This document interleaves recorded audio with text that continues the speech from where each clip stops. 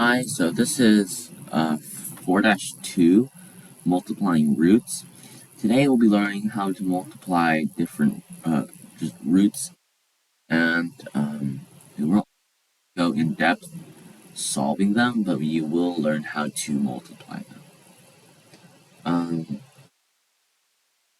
First thing you need to recap on is a root is basically just finding numbers that when taken to the power of that root will equal the original number. So the square root of 64, since there's no number here, we assume that it's a 2, right? And we know that 8 times 8 to the second power, 8 squared is 64. So the answer is 8.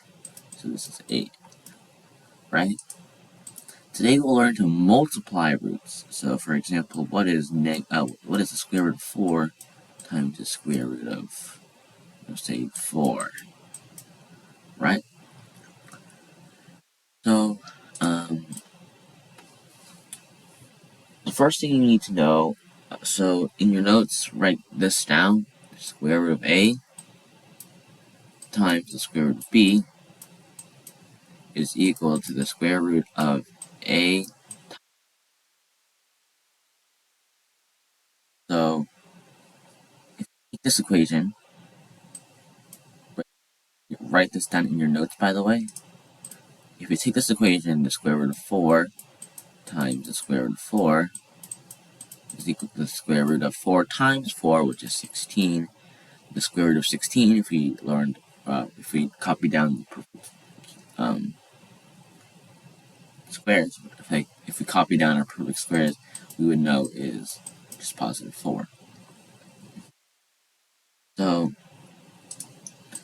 another thing that we need to know is when multiplying the same root, then you can just take away the root sign. For example, the square root of 3 times the square root of 3, that's just 3, right? So because this is equal to the square root of 3 times the square root of 3, that's just equal to the square root of 3 squared, right? And we learned that the square root is equal to, this is equal to 3 to the 1/2, right? So the square root is just taking it to the fraction of a power, second power. And also we learned last week that when taking powers to a power, we multiply the powers. So 1/2 times 2 is equal to 1. And any number to the first power is itself. So 3 to the 1/2 times 3 to the 1/2 to the second power is just 3. Right, so that's what we got. So we can take this to anything. So if we have the square root of 25, square root of 25, we get just 25, right? Because the square root of 25 squared, so this is the square root of 25 squared, is equal to just 25. And the same thing can apply to cube roots. The cube root of 8 times the cube root of 8 the cube root of 8 is equal to just 8, right? This is just equal to this. We have 3 of them, so it's to the third power. We know that the cube root is just 8 to the 1/3, right? This, move it over here, and you get to the third power. We know the power to a power is multiply the powers, so 1/3 times 3 is 1, so 8 to the first, or just 8, right? So that's what we got.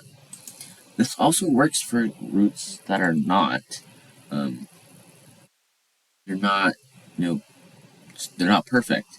For example, if you have the square root of, let's say, 3, right? You can't really find two positive integers, or just two integers at all, that when multiplied equal 3.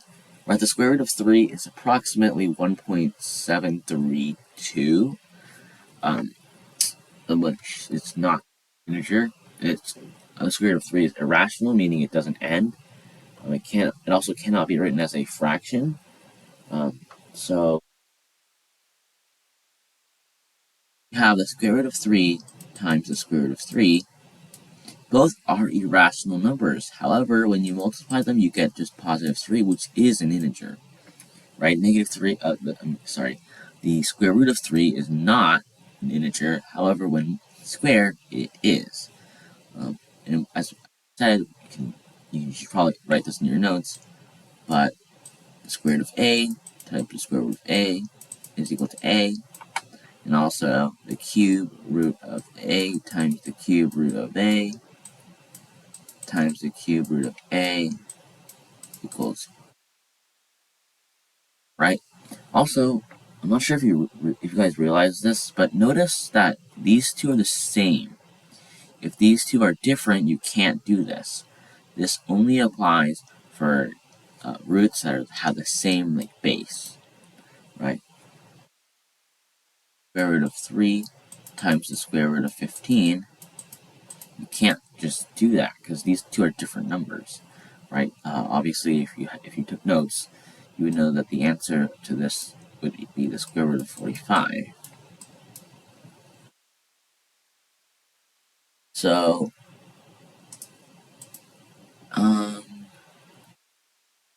that's really all there is for today. The thing that is to notice is that two irrational numbers can also make a rational number. For example, the square root of 50 times the square root of 2. Both are irrational, right? If you take the square root of 50, you'll get approximately 7.071. If you take the square root of 2, you approximately get 1.414. But however, if you multiply them, the square root of 50 times 2, which is 100, which is 10, right? So that's just something to keep in mind. Multiplying roots, if the bottom two are different, then just multiply them and put them under the radical sign. If the two are the same, you can just take the base out. However, keep in mind that if it's a cube root, then you need 3. If it's a square root, you need 2. Another thing to keep in mind is that you can't do this if it's a cube root and a square root. So you can't do this.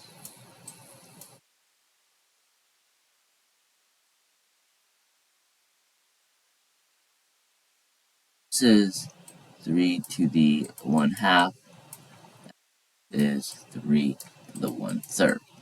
Right? You'll have to add the exponents. You can't just this isn't 3.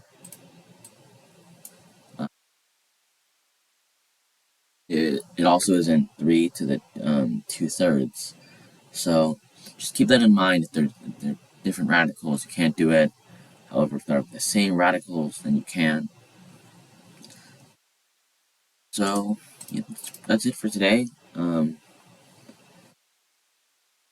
And the test will be on Friday.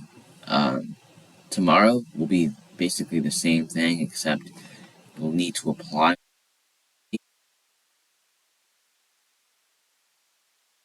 fractions. So what that basically is just making sure the fraction doesn't have a root in the denominator. The numerator is fine, but if it's the denominator, then that can't happen. So today is just multiplying roots, so that should be really easy if you don't have all of the. So you can just look back in the first 3 or 4 minutes of the video, which will have all the you need to know. You should write in your notebook. And yeah, that's it for today. Do the homework, and it is due on Friday night. And yeah.